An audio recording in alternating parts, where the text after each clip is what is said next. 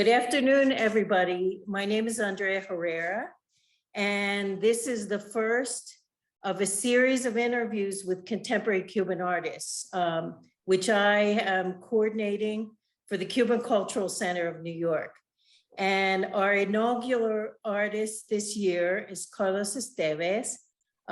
You will see why I hoped to interview him as our very first artist. His work is magnificent. So I'll be sharing a PowerPoint with you. What we did is we had a series of conversations and we selected a group of images that we believe really capture Carlos's work. But I'd like to begin by just telling you a little bit about him. Carlos Estévez was born and raised in Havana, Cuba, and moved to Miami in 2004, where he lives and works. Estevez's work is animated by a deep interest in questions of human spirituality.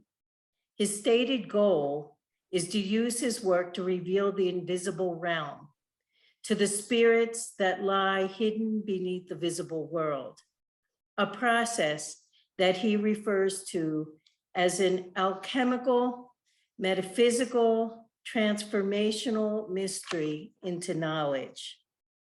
My process is similar to the process of alchemists. They were looking for the formula to make gold, and what they found instead was knowledge. I want to translate my life experiences into images and share them with other people.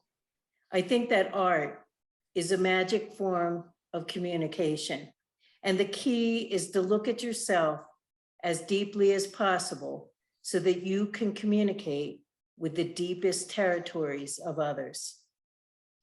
I work in different media, painting, sculpture, drawing, installation, and finding objects. The work that I do reflects my inner world, and it must be done with all the complexity that this process requires.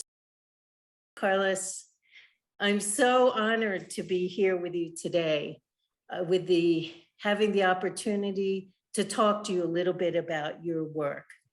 And what I'd like to do is move us to our first slide here.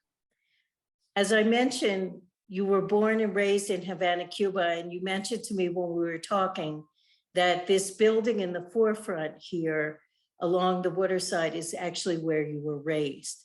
But we had a very interesting conversation about growing up in Havana. And so I'm going to share with the audience some images. The first one being the interior of this beautiful house in Havana. And so I wonder if you could tell us a little bit about why you chose this image. Well, first, I want to thank you, Andrea Herrera, for made this interview happen, and also Iraida Iturralde from the Cuban Cultural Center in New York. Thank you. I'm very happy to share my work with you and the audience. Well, this is a house from the 18th century. It was called a storage house, beautiful, colonial. And now it's a place where they call Solar, where they live, I don't know, many people together in little rooms, and they reconstruct inside.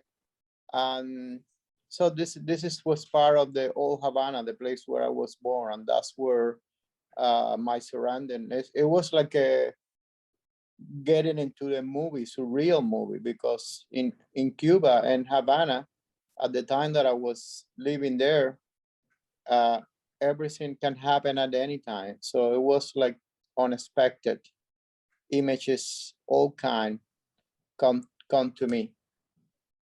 And I know, Carlos, we were talking about, you were talking about the beauty of growing up in Cuba and in Havana. And I mentioned to you that my first immediate response seeing this image was sadness, because you can see the grandeur of this beautiful Spanish colonial home and the state of disrepair that it's in. But you had a very different perspective in terms of not just the Havana you grew up with, but also the Cuban people and their ability to be resilient and to invent. So I wonder if you could talk about that a little bit. Now, I'll bring us to the next image. Well, when you are born in a poor country in difficult condition and you don't have anything else to compare rather than movies, it's a matter of surviving. I think Cuban people culturally, idiosyncratically, they're very optimistic and happy. It's part of Cuban culture. So I think thankfully that's one important element to face life. It was very interesting to me when you see sadness on these images, and also it's a way that I see Cuban from outside, from the different perspective. But living there, you don't have choice. You have to be happy anyway. Yeah. Because you have to carry on and keep going with your life. And I know you mentioned that we have a couple images here, and I'll show the audience, but just how ingenious people are. And you talked about the way that people value what they have, and their relationship to objects is very different than what you encountered in the US. And so, for example, maybe you could tell everybody about this antenna, which is just amazing. Well, first, the principle of all this is need is the mother of invention. Mm-hmm. So everything we create in the society is first in our mind. So the human being have this amazing potential of facing reality and value what you have and see what you can do. And in Cuba, the situation is very precarious, and you have to create everything. This, what you have seen in the picture, is a cable TV made with a dish. It's a metal dish that they give you for worker at the lunchtime, where you put the food in different compartments, and they make some like an incision inside. I don't know. It's very scientific because it works. Yeah. And this is a coffee maker made with the iron. It's a matter of people need to do things in daily life, and because you cannot go to the store and buy or replace it, you have to figure out how to do it. This is a amphibious truck. People live in Cuba as a rafters.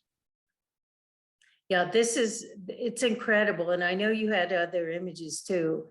And it's unlike a throwaway society where, we constantly keep, kind of getting the newest thing.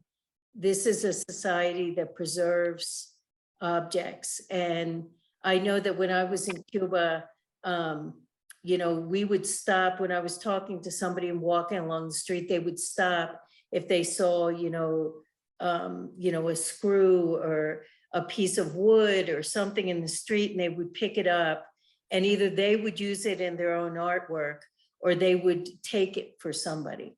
So it's a very different kind of relationship to objects in a sense of value, I think. The other thing we talked about is the relationships people have with each other. Human relationships are of a premium, the sense of community and relationship.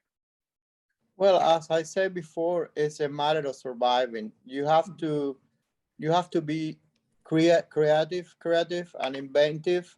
Mm-hmm. And also you have to be solidarity, because people have to help each other. If you need something, you don't have a place to get it, you have to ask your friends, your neighbor, and see how you can work it out. Yeah, absolutely.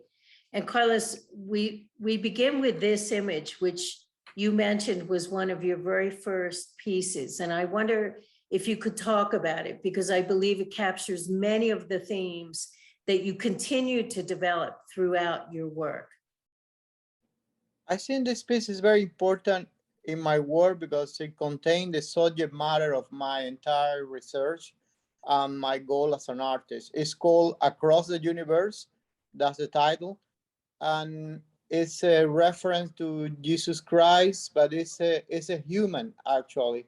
It's a human flying, looking for knowledge, and it have this niche inside the abdominal area, and there's a candle lighted out inside. So it's a kind of homage to the human spiritual universe.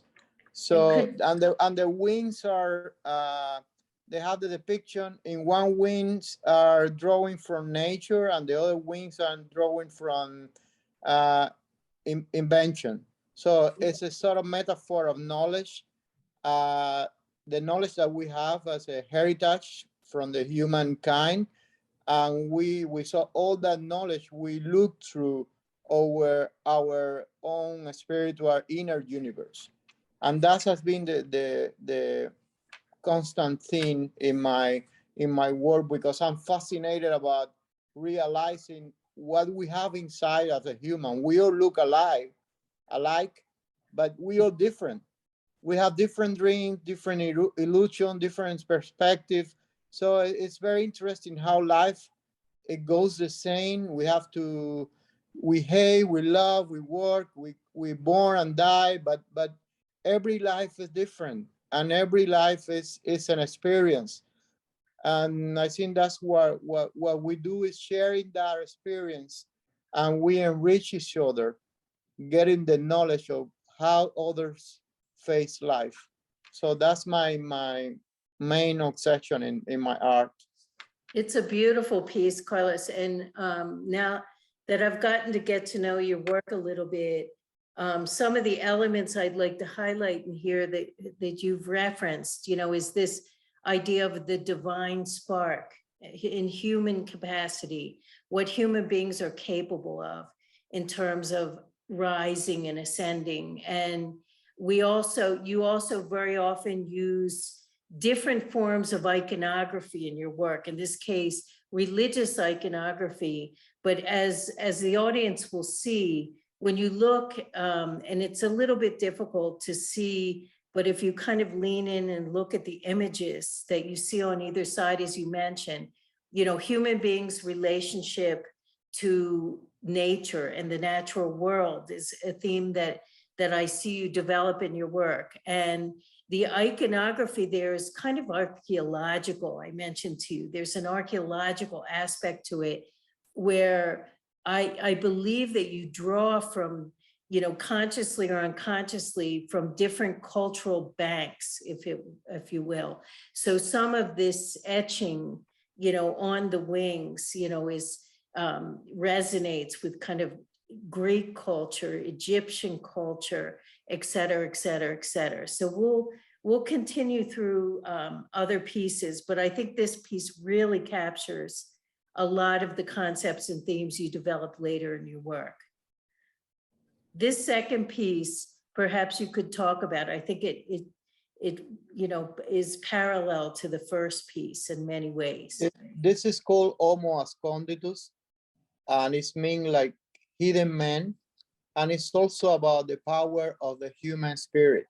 I wanted to overlap three symbols: a heart, a chandelier, and a shell. So behind this structure, that, by the way, I made it with the wood from my living room in Old Havana. Behind this structure, there is a human carving figure, and it's full of scars. So it's precisely about when we face another human, and when we even face ourselves in the mirror, we don't see the pain, we don't see this what we've been through in life, because it's hidden. So the main our identity, the spiritual universe is hidden inside, even for ourselves. So, yeah. But at the same time, you can feel it when you see an old person full of story, and the beauty of his face that have been watched so many things in life, and so this is about that. That's about the power of the human spirit. That's so when you light the candles, you hardly can see what is behind. So you see just shadows and reflections. So I wanted to capture that idea of the hidden spirituality in every human. Yeah, it's very beautiful. And in some of your other pieces, we'll see this tendency to anthropomorphize objects, to give them human features. And then this tendency, you know, to depict kind of the apotheosis of the human being. Again, recognizing this spirituality, the mystery of human existence, and also the idea that there is this spark of the divine in the human. This piece is very interesting, and I think the audience will find this very interesting in terms of what you're doing here, playing with ideas of performance. There's a theatrical quality to much of your work. So I wonder if you could speak to this piece. Well, the title of this piece is A Real Universal History. And it's basically it's a toy, but this toy is about how history is made by your perspective as an individual. Every culture in every circumstance and context can organize history in different ways. I can sell you in books or in ideology, but it's out to you, to your conscience, to your capacity of reflecting about history, what your perspective of history. So I carve in wood different characters from history, different field, musicians, politicians, regardless if they were good or bad, people who make an impact in history. Like Jesus Christ, like Lenin, Bach, Chaplin, Leonardo da Vinci, Hitler, and then you can take your favorites and put it on the stage. And it's very interesting that when I first exhibited this piece in Havana at the first contemporary art saloon, people came and play, and some play Hitler beside the Che, and then the Minister of Culture came and pulled the Lenin and Che and all the figures. And also right now the piece is exhibited in the permanent collection of the Fine Art Museum in Havana, and you can tell by the people who are on the stage related with the political situation in Cuba. So it's a toy that I give to the viewers to make their own, is their own responsibility how they look history. It's so interesting, Carlos, and you know, I'm thinking of many things here. The performative aspect of this piece, the three-dimensional piece, what it does is, you know, we tend to focus on major figures in history, and we tend to ignore the role that ordinary people play. And so by creating this interactive performative piece, you immediately pull your audience into this. And you had mentioned to me that the way it's exhibited now, people cannot touch it. It's not interactive, which I think is so interesting because, you know, thematically, you're, as you just suggested, you're suggesting the many kinds of ways, perspectives we bring to reading history and memory, et cetera, et cetera. And so for the piece to be co-opted in that way and a very particular image of history being presented is really very telling. So this is just a wonderful piece. It also reminded me, I think I mentioned to you, of the great, you know, the works of the great muralists like Diego Rivera, et cetera, who use their art in this interactive kind of what some people call artivism, you know, art that is actually a form or expression of activism. And so I just love this piece for many, many reasons. And these three pieces we're going to look at, this is what I was referring to in the respect that you anthropomorphize objects and in this case, insects to kind of give them kind of human characters. So I wonder if you could just broadly speak about these pieces, and I'll roll through the 3 images so everybody can see what you're doing here. Well, these pieces are very related with the idea of animism, which it happened in Cuba. You have a very strong relation of feeling with your belonging because you have to keep it from generation to generation, from your grandparents, your parents, and then you really believe that the world around you have its own life. Your table, your chair, you have an affection. You don't want to throw it away because it serves you so well, and also you have to fix it. They have your time and your energy on it. So this is about the relationship of nature and human, how you create things from the principle of observation of nature. So I did analogy between different animals or insects and machine. This is, for instance, for example, a chicken and a sewing machine, and they're watercolor on paper, but that's about the idea of how creation work. Yeah, it's so beautiful. And I think about this, principle of physics, that no matter is created or destroyed. And so everything is a living, fundamentally, everything around Absolutely. us. There's nothing in the universe that isn't living. And that's a principle that's cherished by many indigenous peoples, to see this connection of this living web of life, if it will. So in some sense, I see that concept woven into these works, that all things are connected in this way. And also, I think human life is pretty much about meanings.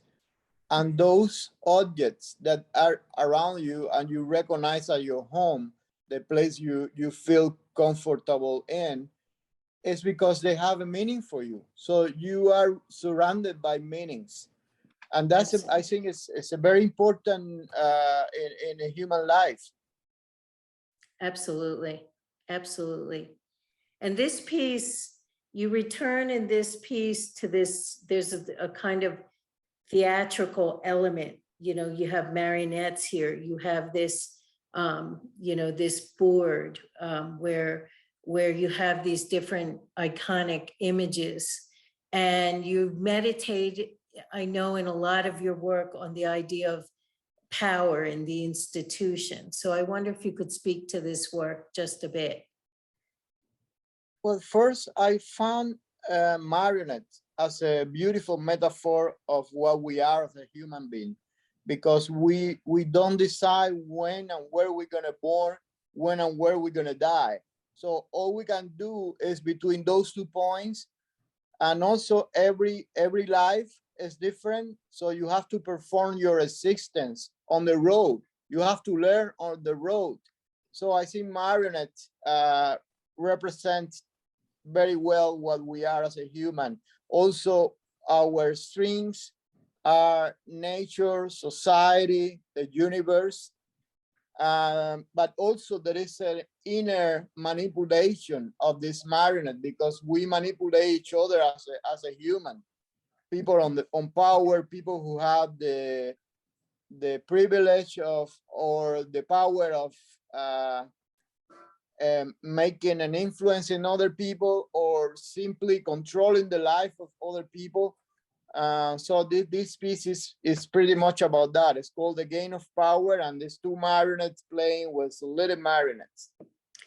I think I'm thinking too, Carlos, thinking back to the piece that you had with the wooden figures, is that oftentimes individuals' lives, as you're saying, are controlled by others. And, how does one live an authentic life when we are subject to power? I'm looking at these figures and the kinds of pawns that oftentimes were pawns, and were subject to these structures and institutions and things like that. So it's a very interesting meditation on power. I wanted to go to this next piece, because I think you begin to explore themes that you develop even more fully later in your work. And I'm wondering, you're using the shadow box here, you know, the shadow box image, and you also have a doll, which I know that you've incorporated dolls into much of your work. And then you also have some kind of reference to, you know, to not just to spatiality, but also to the cosmos here. And so I wonder if you could speak to some of those different elements in this piece. Well, first, I think this piece, see, this is something that I realized much later, meditating about my own work. But the reference, the first reference of this work is come from my childhood. My grandparents, my grandparent was an immigrant from Spain, and he had this a strategy of storage things, researching from the future. And so my grandparents have all kinds of objects hidden in drawers. And for me, those drawers were magical, because first I was forbidden to get in, but I managed somehow to get in. And it was all kind of fascinating things. So I think that's give me the first inspiration from this. Later on, I have in my life this urge to collect things, because I'm fascinated about the life of objects, because objects first was in somebody's mind, and then it was created and was in somebody's home. So they're like secret witness of human life. So it's a lot of information about the human spirit. It's a sort of archaeology. When you rescue an object and place it in the box and started a conversation, how this object get together. It's a sort of a magic meeting, because they come from you don't know where. Mm-hmm. So I start to do this. This is called domestic universe. And it's precisely about the idea that with the object that I found, I create my own universe. So I got it then in a box, and this is like my spiritual gravitation. I also see a kind of visual parallelism in here, and you amplify that, for example, with the chess piece, the horse, there with the seahorse.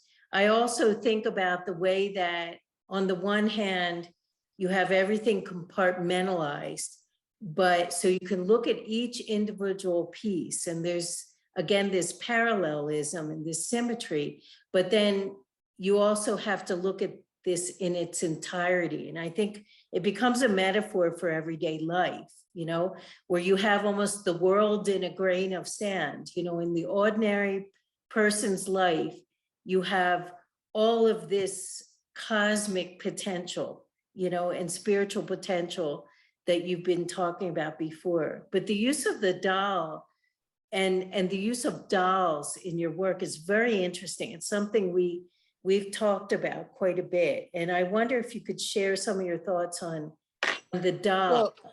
Well, also the first reference comes from my childhood. My grandmother collected dolls, my mom collected dolls, but also there is what it attracted me to dolls is the concept of playing. When child have a doll, they are practicing or experience what life is gonna be in another scale. So it's a kind of miniature of existence. So this doll depicts a human being, and you are taking care of that human being.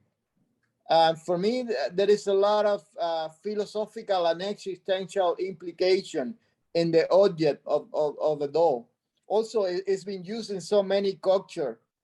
Voodoo, so the doll is like the main scene of, is a recipient of the human spirit. It's where the soul is hidden. So that's why I like to use doll a lot in my work. Yeah, and it it raises questions about the connection between art and life as well, I think, when you think about it in that way. These next two pieces, I'll go back and forth with the audience. I just really, really love. And I wonder if you could speak to these two pieces. I mean, again, you see this meditation on the connection between human beings, human nature, and the natural world. But if you could speak to these two pieces, I would. Well, I first want to tell the story about how this pieces or this body of work appear in my creation process. I went to a tree shop, an old lady, she sell a lot of stuff, and I bought books, and just for playing, for have fun, I bought a lot of books, and I cut the image that I like, and I put it on the table, and the image alone start to make relationship. So for me, it was a discovery of how you can make new dialogues just playing with the image. It's a sort of exercise of observation, like you go to a flea market and the way that people place objects on the table and they relate each other. So this is paper cut and drawing on paper. So that's the technical part. The other part is that the first image that you show is called self-fishing, and it's a sort of play with the word self-fish, like the guy is fishing himself, and it's about precisely the creation. So how you discover things in life, you have it inside. You cannot find it in any book, in other people's experience. So it's something very personal. So you have this spiritual ocean inside, and you have to fish in yourself and get your treasure out. Yeah, I love this. And again, you have this kind of anthropological aspect to this work, because of course these images, you know, are images when you go to a natural science museum, for example, that you would see, you know, insects displayed in this way, or books that catalog fish, you know. And of course here with all these butterflies and moths and insects, you know, it's hard not to see themes of, again, of transformation, of you know, of the potential of human beings to transform and to ascend in some way. So just wonderful pieces.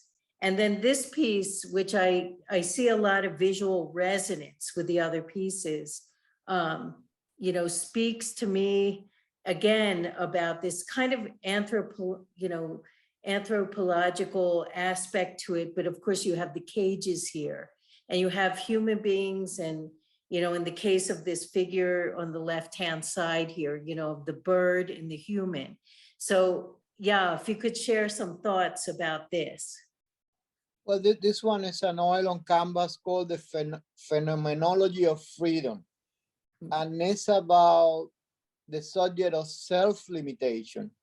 There is certain amount of things that we cannot do because we have rules in society, and certain things that we cannot trespass. But there is also an infinite things that we can do, and that's where I think is our path that we have to follow. So that's mainly all this character are cages. As you can see, all they have cages, and they have things inside that is a depiction of flying, and they are hunting what is coming from inside and fly. Yeah. So it's about creativity. I mean, there is a lot of things that one human can do just with a piece of paper and a pen. You have yourself. You are a container of stories, experience, reflection, and you just have to let it go and share it with yourself and other people. So this piece is about that. It's about the potential of the human being, or Well, and in if creating.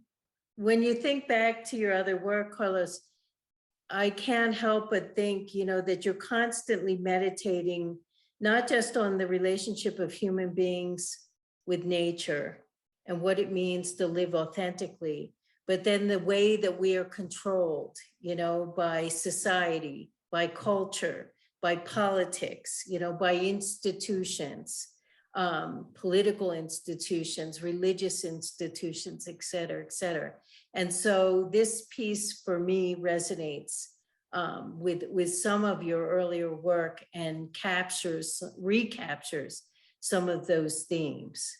And then this piece, again, has this resonance in terms of having all these cultural elements, if you will, that some of which are kind of invented, but they resonate across cultures. If you could talk about this piece.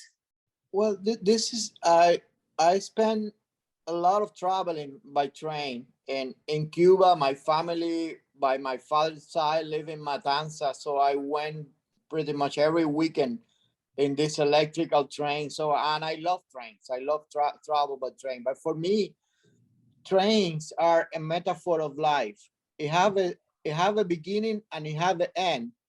And the line, the journey is always the same. It's the same route, but it's always different because the traveler are different, and it's different your relationship with the landscape, your time, the moment you are traveling. So all this philosophical question about the same and the different is very fascinating for me. So this is about there is a lot of train carrying all kind of objects, shells, fishes, typewriter, all kinds. So it's about life is a journey, and it's pretty much up to us how we gonna do the journey, about our attitude facing our life.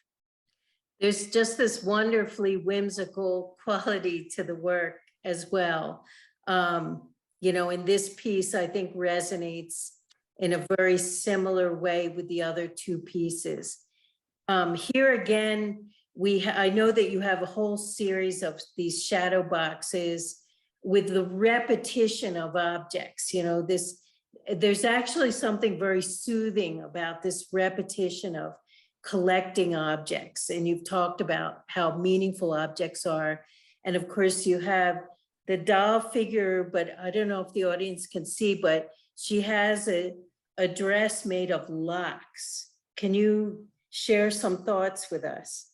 Well, this is obviously inspired in all this European tradition of placing a lock in the place where you want to go back.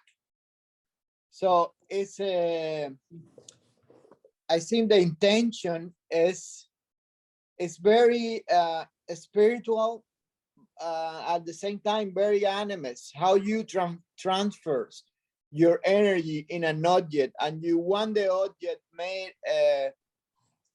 a job for you. It have a function. So all this lock on the bridge in Paris, for instance, or on any bridge or any place that people like very much, they want to make a connection. So the lock belongs to somebody, and it have a special meaning because it was touched.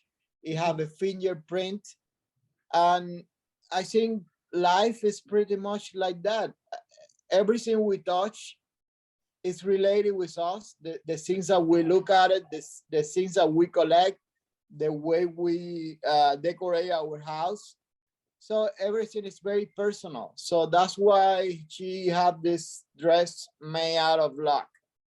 Do you know what's so interesting, Carlos? When I first saw this image, from a feminist perspective, I read it as a kind of exploration into the ways that women are confined in society. I mean, the doll looks almost like she's in a coffin, and there are 1,000 locks, confining her. So when I first read it, I saw it so differently, you know, and that's what's the beauty of the interaction of the viewer with the work of art, you know, is that you also bring your own experience and perspective to it. And by being able to share this back and forth, you know, it enlarges the meaning of the piece, if that makes sense.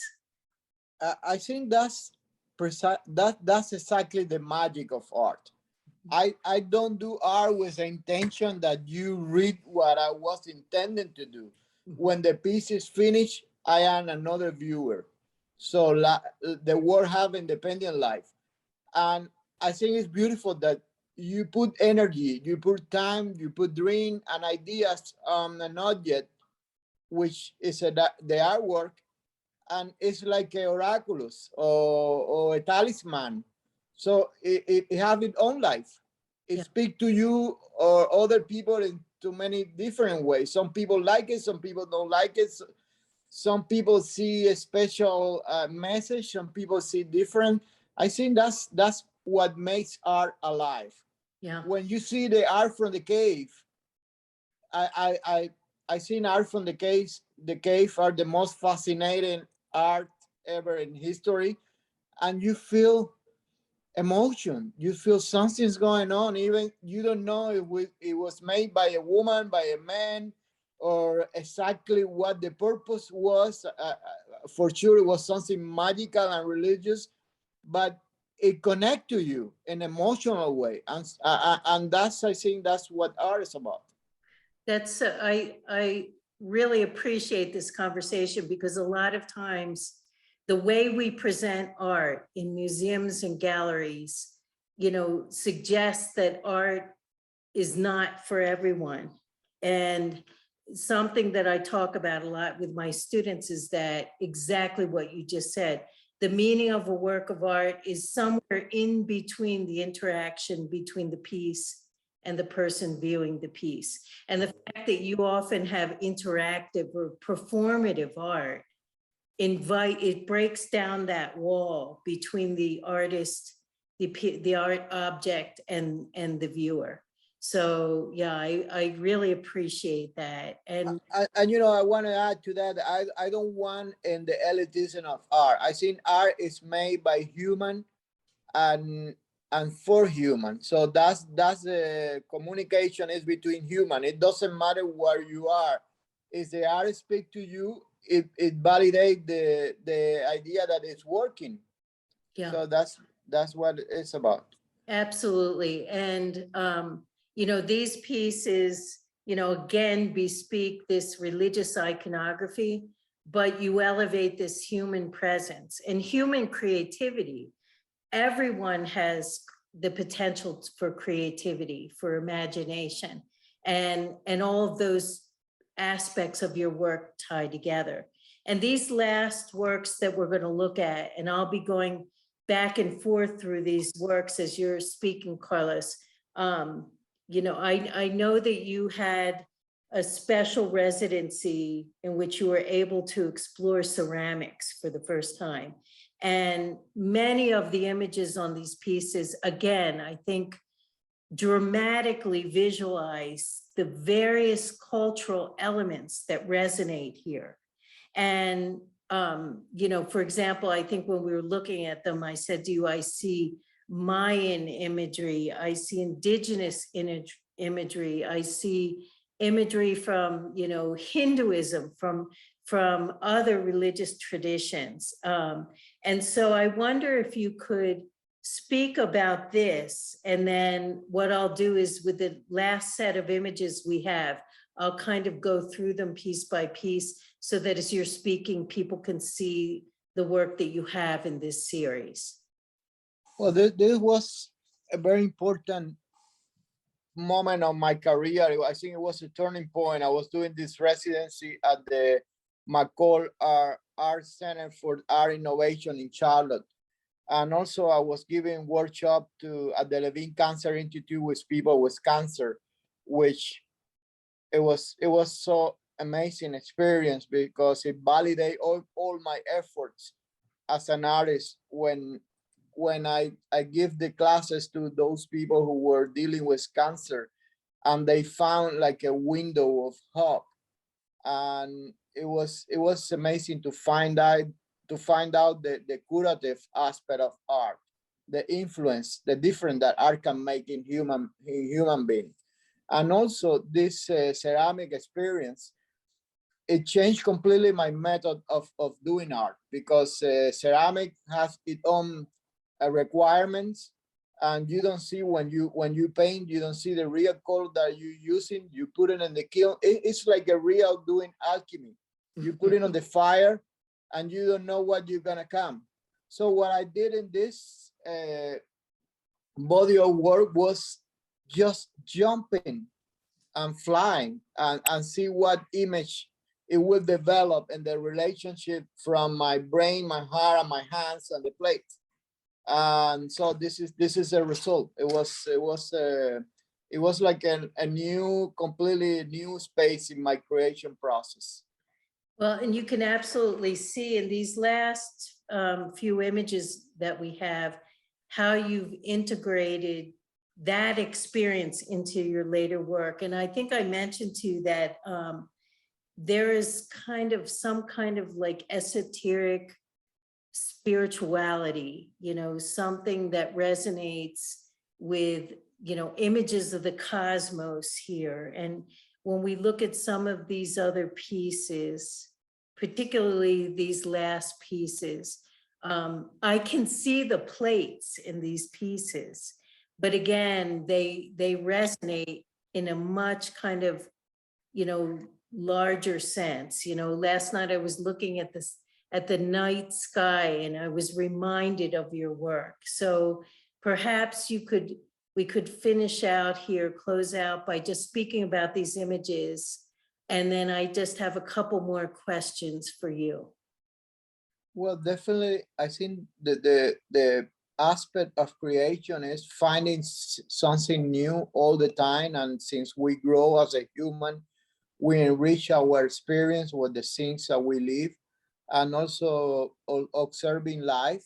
Life is fascinating because it's always full of surprises, and that, I think, opened a new way of me for making art, and that's reflected in all this canvas. That, by the way, those are about cities of the mind. It was a big show that I did at the Loeb Art Museum, and also I incorporate this element of improvisation, of see what I was finding the road of making the art.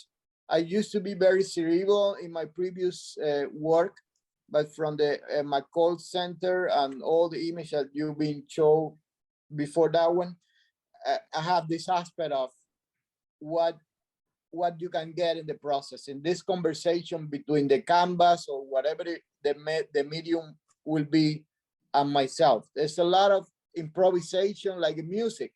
I think my process in this period of my life is very related with music, that you play the note and you follow, and my participation, I feel like a viewer of myself, because I jump into the canvas and just follow lines and color, and the brain somehow work by itself. Yeah, beautiful. And something I was thinking about listening to, Carlos, thinking back to the plates, which, inspired these later works, and the idea of human beings beautifying an everyday object like a plate, which is a functional object. Many times here where I am in the Southwest, we're surrounded by reminders of the first indigenous peoples who were here. And when you look at this pottery, you'll see that people go to great effort to beautify the ordinary, ordinary objects that are used in everyday life, So this impulse to want to beautify and to not only express your creativity, but to recognize this significance of beauty in life. And I see that throughout your art. I'm going to stop sharing now and wonder if I could just ask you a couple short questions, and then we'll give the audience a chance to ask you some of their own questions. But I always like to ask artists and writers if there's anything you haven't talked about that you wish that I had asked you, or that you would like to express. And then the second question just has to do with Cuba. You know, where is Cuba in your work? I perceive Cuba in your work, but I wonder if you do. But this first question, I mean, is there anything you'd like to share that you haven't shared, something that I haven't asked you? Well, every conversation is a fragment, and we've been talking about so many things, even in previous conversation, and it's always something. Fortunately, there's always something else to talk, but I'm pretty happy with the selection of images that you show. I think it gives at least an introduction or perspective in general terms about my work. So beautiful. And how about Cuba? Is Cuba in your work, do you believe? I think definitely Cuba is in my work, because it cannot be another way, because I'm Cuban. So the way I think, the way I project life, my philosophy of life is very Cuban. I wish I was born in New York or in Paris or another of Venice, but you know, I'm happy to I was born in Old Havana, which was a beautiful 16th century. Actually, it was more old than that, but you can still see some building from the 16th, 17th, 18th century. So all this overlapping time. And for me, Cuba has been an incredible school, because it developed I think for Cuban, we referred to this subject before, the capacity of inventive. Look around what you have and see what you can do, what you have. So I remember the first time I went out of Cuba and I went to the art supply store, it was like all the supplies were alive, and they were claiming, take me with you and do something. And I think that's the magic of art, what you potentially can do as a human. I think I got it from Cuba, and it's always with me. So it doesn't matter where I am, I always gonna be Cuban, and all this superstitious, the relationship with yourself, serving reality. I think that's pretty much in my work, and that's what my work is about. And I think it's very recognizable culturally when you see a work for an artist from certain region of geographically, when people are more connected with daily life, like Latin American, for instance. So you have this connection with your neighborhood, yourself, your family, rather than other different. I mean, it's not I'm not criticizing any. I'm not getting into that. But you know, when you go to places where you see everything the same, I miss a human identity. I say, well, how could different people can live in the same places that you cannot recognize which one is your home? Yeah. Yeah. Yeah. No, and I think I also mentioned to you that that when I first saw the ceramics in these pieces, you know, that we were looking at toward the end of our conversation, that I was reminded of the vitrales, you know, the famous stained glass windows, and also the stained glass windows in cathedrals, you know, Notre Dame, you know, came to my mind. And for me, just looking and standing outside and looking at your work, you know, it resonates again with this idea of the sacred being embedded in everyday life, and the the importance of objects and all of those relationships. Your work is so beautiful, Carlos. Thank you. Thank you. Thank you for being willing to work with me and be our inaugural artist here, and just so happy to have you here.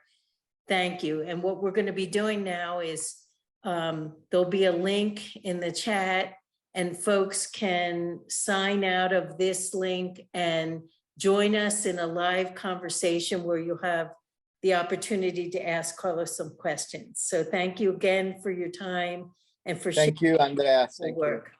Thank you so much. Thank you.